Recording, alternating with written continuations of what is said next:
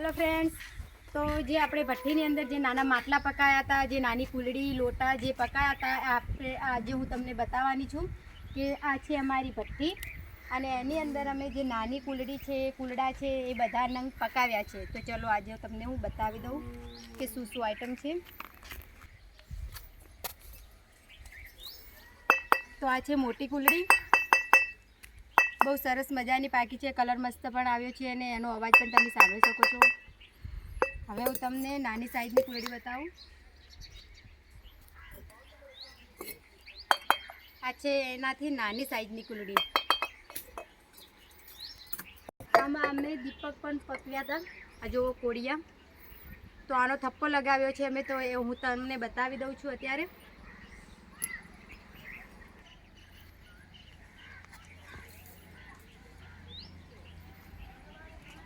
તો આ છે કોળિયા, જેમ એક બાજુ થપ્પો લગાવ્યો છે એનો.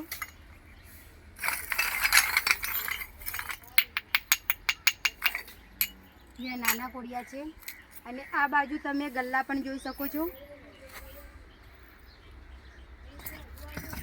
આ છે ગલ્લા, જે નાના મોટા બંને સાઈઝના છે અમારી પાસે.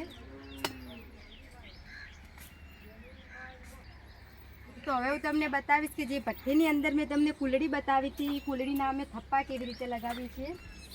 તો આ જે તમે જોઈ શકો છો, જે મેં તમને મોટી કુલડી બતાવી હતી આનો થપ્પો લગાવેલો છે અત્યારે. આવા બીજા પણ 2 થપ્પા લગાવ્યા છે. તો અમારી પાસે કેટલા નંગ હશે અને કેટલા થપ્પા છે એ હું તમને બતાવી દઉં. તમે જોઈ શકો છો 2 થપ્પા બીજા પણ લગાવેલા છે કુલડીને.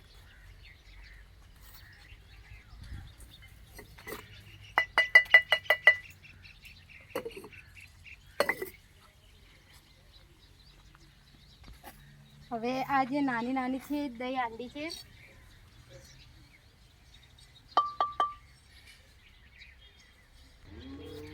તો દોસ્તો હું તમને અખંડ દીવા પણ બતાવી દઉં, જેના પર અમે લાલ કલર પણ લગાવેલો છે. આ છે અખંડ દીપ. તો મેં તમને અત્યારે બતાવી હતી એ દહીં પોટ છે. અમારી પાસે એક નાની અલગ ડિઝાઇનમાં છે. આ તમે જુઓ, સરસ મજાની છે દહીં પોટ. સબ્જી બનાવવા માટે પણ અમારી પાસે હાંડી છે, તો એ પણ હું તમને બતાવી દઉં.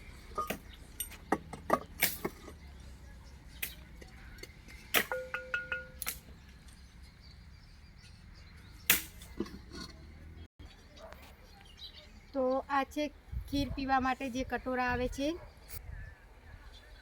એમાં આરી મોટી સાઈઝ કહેવાય. તો આ રીતે અમે થપ્પા પણ લગાવીએ છીએ.